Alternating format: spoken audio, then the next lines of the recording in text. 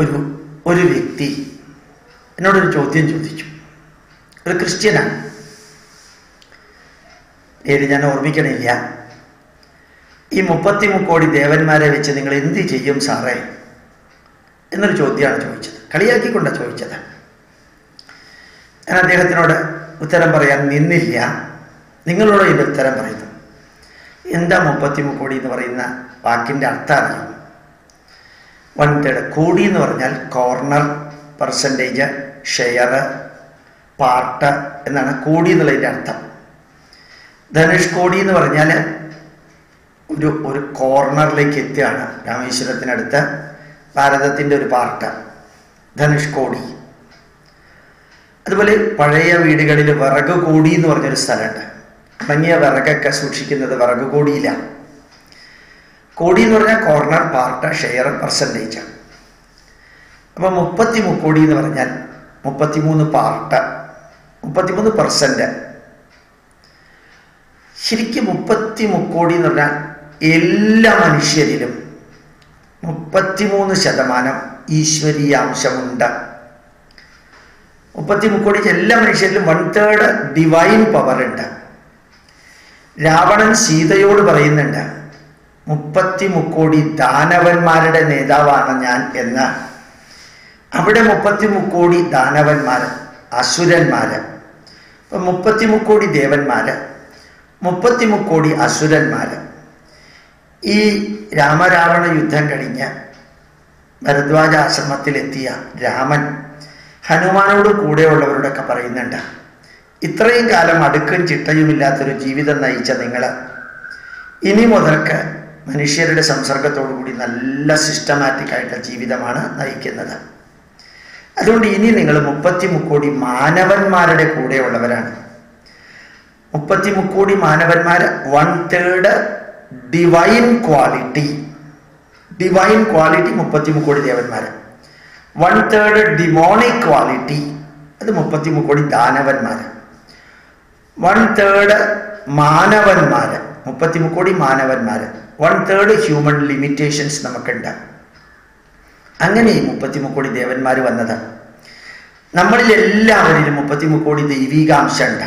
നമ്മുടെ പെരുമാറ്റത്തിൽ, നമ്മുടെ വീക്ഷണത്തിൽ, നമ്മുടെ വാക്കുകളിൽ, നമ്മുടെ പ്രവൃത്തിയിൽ, നമ്മുടെ ബോഡി ലാംഗ്വേജിലെല്ലാം 1/3 ഡിവൈൻ ക്വാളിറ്റി ഉണ്ട്, 1/3 ഡിമോണിക് ക്വാളിറ്റി ഉണ്ട്, 1/3 ഹ്യൂമൻ ലിമിറ്റേഷൻസ്, ഹ്യൂമൻ ക്വാളിറ്റി ഉണ്ട്. എന്താ ഈശ്വരീയമായത്? നന്മകൾക്ക് മാത്രം കൂട്ടു നിൽക്കുക. എന്താ ആസുരികമായിട്ടുള്ളത്? തിന്മകൾക്ക് മാത്രം കൂട്ടു നിൽക്കുക. എന്താ മാനുഷികമായിട്ടുള്ളത്? വാശി, പക, വിദ്വേഷം, അഹങ്കാരം, സ്വാർത്ഥത, അസൂയ. ഇതൊക്കെ 1/3 ഇപ്രകാരമുള്ള ഹ്യൂമൻ ക്വാളിറ്റിയാണ്. അങ്ങനെ 3 നമ്മളിലുണ്ട്. ഇതിൽ ചിലര് ദൈവികാംശം വളരെ കൂടുതലുള്ളവരാണ്. അവരെയാണ് നമ്മൾ ഋഷിമാരെ പറയാം, അവരെയാണ് നമ്മൾ അവതാരങ്ങളെന്ന് പറയാം, അവരെയാണ് നമ്മൾ ഭഗവാൻ രമണ മഹർഷി എന്ന് പറയാം, ഭഗവാൻ രാമകൃഷ്ണ പരമഹംസർ, ഭഗവാൻ ശങ്കരാചാര്യര്. ഈ 33% ഡിവൈൻ ക്വാളിറ്റി കൂടുമ്പോഴാണ് അവരെ നമ്മൾ അവതാരങ്ങളെന്ന് പറയാം. 33 കോടി ആസുരികാംശം അത് കൂടി 40%, 45%, 50% ആവുമ്പോൾ അവരെയാണ് നമ്മൾ അസുരന്മാരെന്ന് പറയാം. അത് ചിലർ മാനുഷിക ദൗർബല്യങ്ങൾ, സ്വാർത്ഥത, അഹങ്കാരം അതൊക്കെ കണ്ടമാനം കൂടുമ്പോഴാണ് നമ്മൾ പറയുന്നത് ശരിക്കും നെഗറ്റീവായിട്ടുള്ള മനുഷ്യൻ എന്നവരെ പറയാൻ കാരണം അതാണ്. അപ്പോൾ 33 കോടി ദേവന്മാരെന്ന് പറയുന്നത് ശരിക്ക് കറക്റ്റ് മാത്തമാറ്റിക്സാണ്, കറക്റ്റ് പ്രൊപ്പോർഷനാണ്. അത് ഇയാൾ ചോദിച്ച ചോദ്യത്തിന് ഉത്തരം. ഇനി അയാളൊരു ചോദ്യം ചോദിച്ചു, 33 കോടി ദേവന്മാരെ കൊണ്ട് നിങ്ങൾ എന്ത് ചെയ്യുന്ന? ഒരു ദേവനാണ് നിങ്ങൾക്ക് യഹോവ എന്ന് പറഞ്ഞുള്ളത്. അങ്ങേരുടെ പുത്രനാണല്ലോ യേശു ക്രിസ്തു.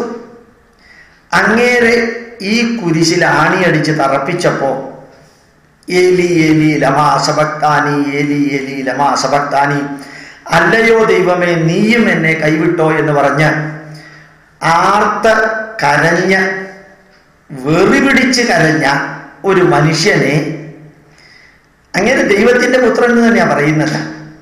ആ ദൈവത്തിനെ രക്ഷിക്കാൻ സാധിച്ചില്ല. ഒരു ദൈവമുള്ള ആ ദൈവത്തിന് അവനവന്റെ പുത്രനെ രക്ഷിക്കാൻ സാധിച്ചില്ല. നെഞ്ചത്തടിച്ച് കരയാതിരിക്കാൻ കാരണം കയ്യിൽ ആണിയായതുകൊണ്ടാണ്. ഇല്ലെങ്കിൽ നെഞ്ചത്തടിച്ച് അങ്ങേര് കരഞ്ഞേനെ. എന്നിട്ട് ബോധം കെട്ട് വീഴുകയും ചെയ്തു. അപ്പോഴും ദൈവം നോക്കിയിരുന്നു. ശരിക്കും അങ്ങ് ബോധം കെട്ട് വീണപ്പോൾ പിന്നെ ഭൂമി കുലുങ്ങി, അത് വന്നു ഇത് വന്നു. പാപികളുടെ പാപം തീരാനാണ് ഇങ്ങനെ കുരിശിലേറ്റിയതെങ്കിൽ എന്തിനാ പിന്നെ ഭൂമി കുലുക്കിയത്? എന്തിനാ കൊടുങ്കാറ്റ് അടിച്ചത്? എന്തിനാ സമുദ്രത്തെ അടിച്ച് കയറ്റിയത്? എന്തിനാ ഇരുട്ട് വ്യാപിച്ചത്? ദൈവം തന്നെ തീരുമാനിച്ചതല്ലേ തൻ്റെ പുത്രനെ കുരിശിലേറ്റിയിട്ട് ബലി കൊടുക്കാനായിട്ട്. അപ്പൊ ഈ ഒരു ദൈവത്തിന് അവനവന്റെ പുത്രനെ രക്ഷിക്കാൻ സാധിച്ചില്ല. പിന്നെ ഒന്നിൽ കൂടുതലുള്ളവരെ കളിയാക്കാനായിട്ട് നിൽക്കുന്ന എന്തിനാ? ആ ദൈവത്തിന് വെറുതെ ക്ഷമിച്ചാൽ മതിയായിരുന്നു മനുഷ്യന്റെ പാപം. ആദി പാപം, മനുഷ്യൻ തുണി ഉടുത്തു എന്നുള്ള പാപമാണ് ചെയ്തത്. ജ്ഞാനക്കനി തിന്നിട്ട് വിവേകവും ബുദ്ധിയും ഉണ്ടായപ്പോൾ തുണി ഉടുത്തു. അതുപോലും സഹിക്കാൻ പറ്റാത്തൊരു ദൈവം. ആ ദൈവത്തിന് തുണി ഉടുത്തതിൻ്റെയും നഗ്നത മറച്ചതിൻ്റെയും ജ്ഞാനക്കനി തിന്നതിൻ്റെയും ആദി പാപത്തിന് പകരം അവനവൻ തന്നെ ഒരു കുട്ടിയെ ഉണ്ടാക്കിയിട്ട് അവനവൻ തന്നെ അങ്ങേരെ കുരിശിലേറ്റിയിട്ട് അവനവൻ തന്നെ അങ്ങേരെ രക്ഷിക്കാതെ അന്ത്യത്തില് ഈ ഭൂമി കുലുങ്ങി ഇരുട്ട് വ്യാപിച്ചു എന്ന് പറയും. എന്തൊരു വിരോധാഭാസം! മനുഷ്യൻ ചെയ്ത പാപം ദൈവം കരുണാമയനാണെങ്കിൽ അങ്ങോട്ട് പൊറുത്താ പോരെ, ക്ഷമിച്ചാ പോരെ. ഈ മനുഷ്യനെ തന്നെ കുരുതി കൊടുക്കണോ? നരവംശം നശിപ്പിക്കുന്ന നരമേധയാഗം. എന്ത് ഹീനമാണ് നല്ലൊരു മനുഷ്യനെ കുരിശിലേറ്റുക. തെമ്മാടികൾക്കും പാപികൾക്കും കള്ളന്മാർക്കും അവർ ചെയ്ത പാപത്തിന് പരിഹാരമായിട്ട് നല്ലൊരു മനുഷ്യനെ കുരിശിലേറ്റുക. ജോർജ് ബെർണാഡ് ഷാ പറഞ്ഞ പോലെ ലോകത്തിൽ ഒരു ക്രിസ്ത്യാനിയെ ഉണ്ടായിട്ടുള്ളൂ, അയാളെ ഈ ക്രിസ്ത്യാനികളെല്ലാം കൂടി ചേർത്ത് കുരിശിലേറ്റി കൊന്നു. ഇത് ജോർജ് ബെർണാഡ് ഷാ പറഞ്ഞതാ. എന്ത് വിചിത്രമായിട്ടുള്ളതാണ്! ഒരു ദൈവം അവനവന്റെ മകനെ പോലും രക്ഷിക്കാതെ കിടന്ന് ഭൂമി കുലുക്കമുണ്ടാക്കി, ഇരുട്ടുണ്ടാക്കി, മാനവരാശിയെ പാപിയാക്കി, എന്നിട്ട് ഇയാളെ കുരിശിലേറ്റിയിട്ട് പാപം തീർന്നോ? അതുമില്ല, പിന്നെയും പാപികൾ തന്നെയാണ്. എന്തൊരു ഭീകരമായിട്ടുള്ള രീതിയിലാണ് ഇതൊക്കെ എക്സ്പ്ലെയിൻ ചെയ്യുന്നത്. ഹിന്ദുക്കളുടെ 33 കോടി ദേവന്മാർക്കൊരർത്ഥമുണ്ട്, വ്യാപ്തിയുണ്ട്. അതിന് അവനവൻ ഇഷ്ടമുള്ള വിദ്യയെ ആരാധിക്കണമെങ്കിൽ സരസ്വതി ആരാധിക്കാം, സമൃദ്ധിയെ ആരാധിക്കണമെങ്കിൽ ലക്ഷ്മിയെ ആരാധിക്കാം, വിഘ്നം വരാതെ ജീവിതത്തിൽ മുമ്പോട്ട് പോകണമെങ്കിൽ വിഘ്നേശ്വരനെ, നമ്മുടെ ഗ്രന്ഥങ്ങൾ പഠിക്കാനാണെങ്കിൽ സുബ്രഹ്മണ്യനെ, ഈ പ്രപഞ്ചത്തെ ആരാധിക്കണമെങ്കിൽ മഹാവിഷ്ണുവിനെ, ഏത് തരത്തിലുള്ള രീതിയിലുള്ള ആരാധനയ്ക്ക് സ്വാതന്ത്ര്യമുണ്ട്. അതാണ് വൈവിധ്യമാർന്ന വഴികളിലൂടെ ഏകം സദ്വിപ്രാഹ ബഹുധാ വദന്തി, പരമമായ ഈശ്വര ചൈതന്യം ഒന്ന് മാത്രം, ഏകം സത്ത്, അവസാന ബിന്ദുവിൽ ഒന്നേ ഉള്ളൂ. അവിടേക്ക് പോകാനുള്ള വഴികളാണ് സരസ്വതി ആരാധന, ലക്ഷ്മി ആരാധന, പാർവതി ആരാധന, ശിവൻ, ബ്രഹ്മാവ്, വിഷ്ണു, സുബ്രഹ്മണ്യൻ, ആരെ വേണമെങ്കിലും ആരാധിക്കാം. എത്തേണ്ടത് ഒരു പോയിന്റിലേക്കാണ്. തിരുവനന്തപുരം, തമ്പാനൂര് ഒരു പോയിന്റാണ്. അതൊരു സ്ഥലമാണ്. അവിടേക്ക് വരാൻ പല വഴികളുണ്ട്. അതാണ് 33 കോടി എന്ന വാക്കുകൊണ്ട് രണ്ടർത്ഥമുള്ളത്. അനവധി വഴികളാണ് ഈ ആരാധനയെല്ലാം. അതൊന്നും മനസ്സിലാക്കാതെ ഒരു ദൈവത്തെയും ഒരു പുസ്തകത്തെയും വെച്ച് ഇത് തന്നെയാ എല്ലാം എന്ന് പറഞ്ഞ് ചതിച്ചും വഞ്ചിച്ചും പറ്റിച്ചും മതപരിവർത്തനം നടത്താം. എന്നിട്ട് ഹിന്ദുക്കള് അവരുടെ ഗ്രന്ഥങ്ങളെ കുറിച്ച് ആയിരക്കണക്കിന് ഗ്രന്ഥങ്ങളുള്ളത് നെഗറ്റീവായിട്ട് കമന്റ് ചെയ്യുക, അനവധി വഴികളുള്ളതിനെ നെഗറ്റീവായിട്ട് കമന്റ് ചെയ്യുക. ഇതിനൊക്കെ ഉത്തരം പറയുമ്പോൾ തന്നെയാ ഹിന്ദുക്കളെയും ക്രിസ്ത്യാനികളെയും മുസ്ലിങ്ങളെയും ഹിന്ദു ധർമ്മം പഠിപ്പിക്കാനുള്ള വഴി. അതുകൊണ്ട് അതേ വിഷയം എടുത്തുകൊണ്ട് ഈ ധർമ്മത്തെക്കുറിച്ച് പഠിപ്പിക്കുന്നത്. നിങ്ങളുടെ വിമർശനാത്മകമായ പച്ചത്തെറി ഉൾപ്പെടെയുള്ള കമന്റുകൾ എടുത്തുകൊണ്ടാണ് നമ്മുടെ ഹിന്ദുക്കളെയും ക്രിസ്ത്യാനികളെയും മുസ്ലിങ്ങളെയും ഈ നാടിന്റെ പൈതൃകം പഠിപ്പിക്കുന്നത്. ചോദ്യത്തിന് ഉത്തരം എന്ന രീതിയിൽ യഥാർത്ഥ ഉത്തരവും ഈ ചോദ്യം ചോദിച്ച ആളുടെ മനസ്സിനുള്ള വികലമായിട്ടുള്ള തെറിക്ക് ഉത്തരം മുറിപ്പത്തലായിട്ട് തിരിച്ചു കൊടുക്കുന്നത്. രണ്ടും വേണം.